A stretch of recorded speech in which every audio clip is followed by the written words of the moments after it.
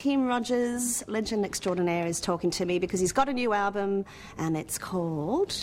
It's called The Luxury of Hysteria, and it's a work of no small genius. And it actually starts really quite interestingly, Quiet Night In, which is usually not something you would do. Well, it's about a chap trying to wean himself off a particular lifestyle and to the difficulty faced when trying to have a quiet night and not get yourself into trouble. But the footsteps at the start of myself and my daughter walking along Ackland Street in St Kilda. Gorgeous. I'm going to have to listen very carefully now, because I did hear that, and there's a lot of panning going on in the album. There is. We're trying to freak you out. Yeah. I'm like, is he talking to me? And the string arrangements really are quite glorious, and Melanie arranged those. How did you meet Melanie? I met Melanie when she did some arrangements for Tex and myself in Western Australia.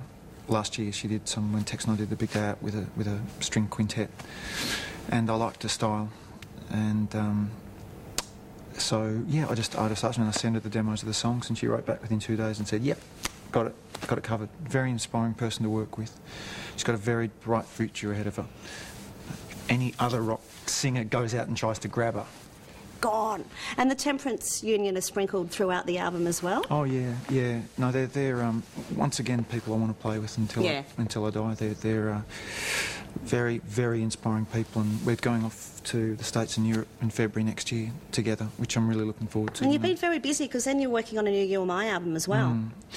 It's a very sort of fertile period at the moment, and I don't really do much else. I'd like to do more to contribute to society, but I'm just sort of quite fevered at the moment with ideas, and I know on the last You and My trip to the States a couple of months ago, we were just talking a lot more about different styles of music, and I think we made a decision that let's go for it, and just in an enthusiast's way, rather than let's try and be smarty pants. Where would you say you've come since, say, '96 with Hourly Daily, personally and professionally?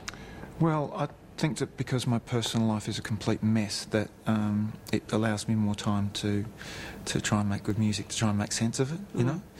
And I know that that Tim Rogers then and the You and My then is very difficult to... It's just time, and it's 11 years since that record, and we've just been through a lot together, you know.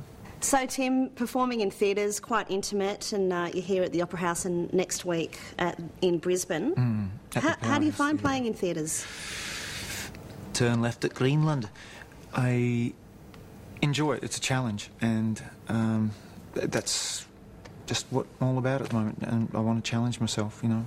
And so theatres people are actually, sort of almost forced to pay attention. And darling, I started on the stage. I started in the theatre, yeah. What were you, Peter Pan? No, I was Breaker Morant. Were you? Hardcore? Yeah, no, I was. I could see you in that. We got them and shot them under Rule 303. So it's a return to my roots. There you go. Do you think that the audience is a little bit more harsh in this sort of a forum as well? I hope so. I want to be judged harshly. I've been dealt with tissues, and see, I've been sort of critically successful and commercially negligible for so long. I think that if I'm critically savaged, then the commercial element might weigh up, and I might be able to pay my bills. You see? I get you now. Well, you're going to be a busy man in the next year. Let's have a look at your clip now for When You're Sad, Tim Rogers on JTV Saturday. Good on you, mate. Little Aussie battler.